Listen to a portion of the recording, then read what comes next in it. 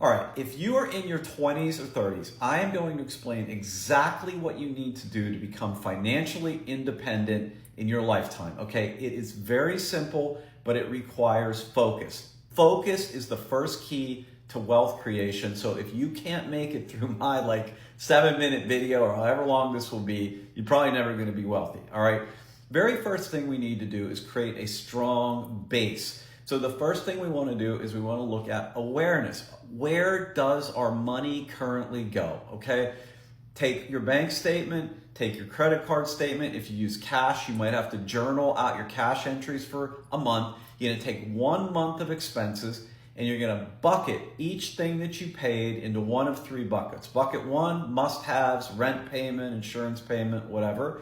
Bucket 2 is going to be things that are nice to have. They somehow make your life better. You enjoy them, a cup of coffee in the morning, perhaps. And then bucket C are discretionary purchases that you made. Maybe you were depressed one night, you did some online shopping, and you didn't need to do it, okay? So you just understand, where is my money even going? Where is my money coming from? How much of my $50,000 salary do I actually get? So you just want to be aware of how much comes in and how much goes out and where it goes.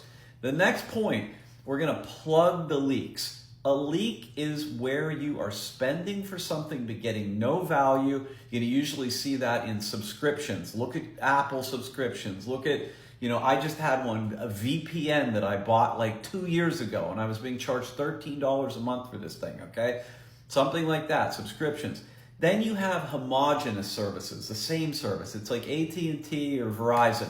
Play those against each other. Get your bills down lower. This insurance, that insurance. Shop those. Drive your costs down. That's going to be the next thing to plug up all your leaks, okay?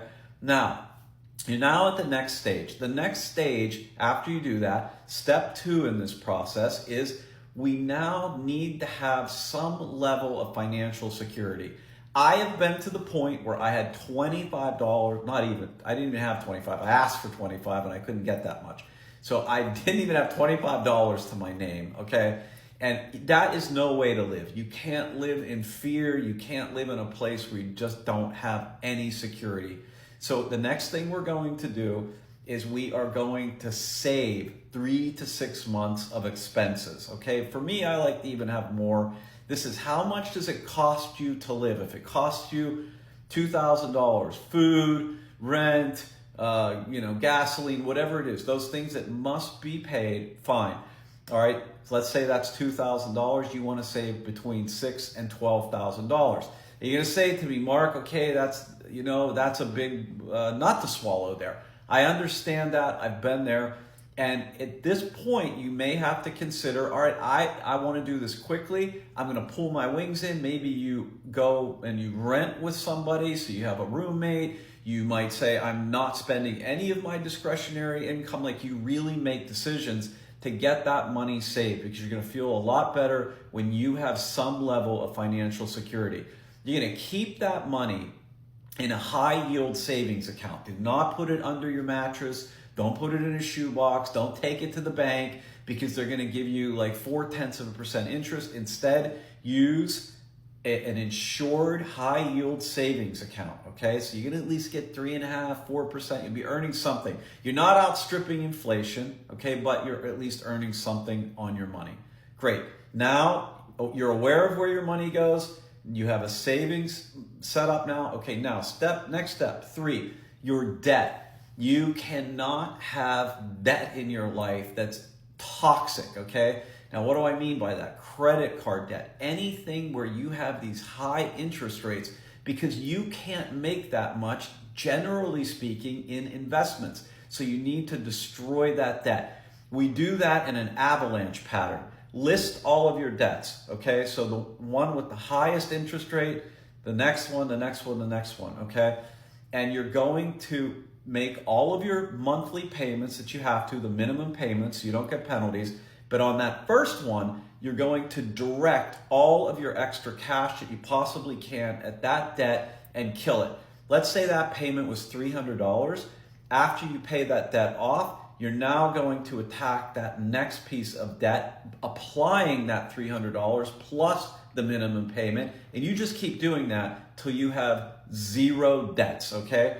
The only time you should take debt on, in my humble opinion, is when you have an asset that you're purchasing that can appreciate at a higher rate than the interest that you are going to be paying on that debt. That's when it makes sense to utilize debt, which is to purchase an asset, not to buy some piece of junk that you don't need, okay? Don't close those cards necessarily if they're credit cards. Just leave them open so you might not impact your credit rating and so forth. Just leave them open, it's fine, just don't use them, okay? We use one, but pay it off every single month. Don't use your debit card, use a credit card, pay it off every single month. Okay, now we have awareness, we have our money saved, we have our debt taken care of. Now you get to the point where everybody always asks me, what should I invest in?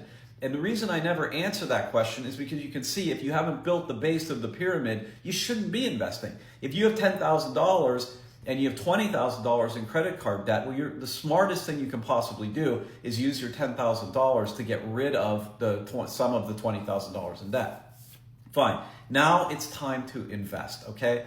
What I do with my kids is I tell them, okay, we're going to start S&P 500, like basic stuff, but every month you pay yourself first, okay? If you're getting a paycheck, let's say for $1,000, you're going to take 10 or 15% of that and you take it right out. You have it automatically withdrawn from your paycheck and invest it so that every month or every 2 weeks, if you get paid every 2 weeks, you get that money going in and being saved. And that's the discipline that it takes.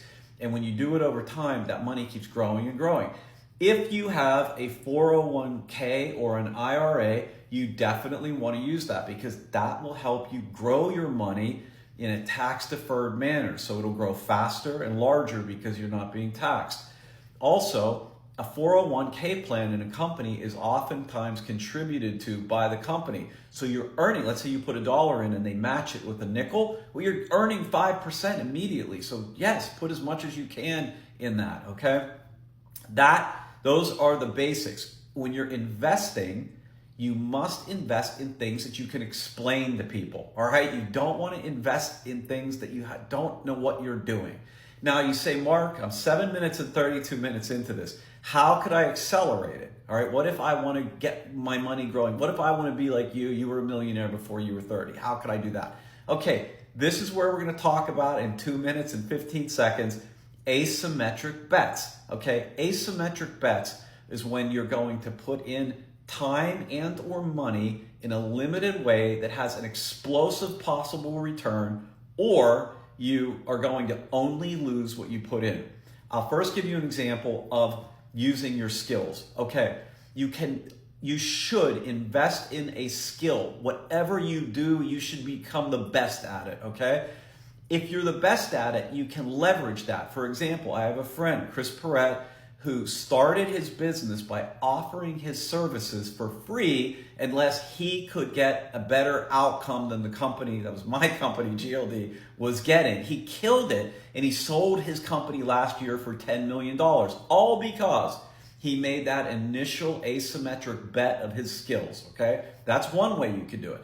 Another way you could do it would be to invest in a little bit of money in a small company that might, explode, like a little angel investor, if you will.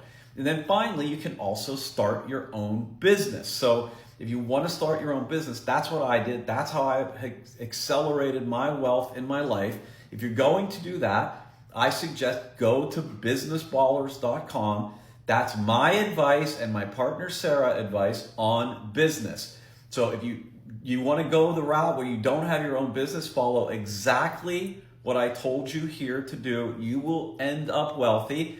And if you want your own business, then head to Business Ballers. You can do tons of free stuff there. You can get yourself started on your own business. This is the way you do it. Focus in.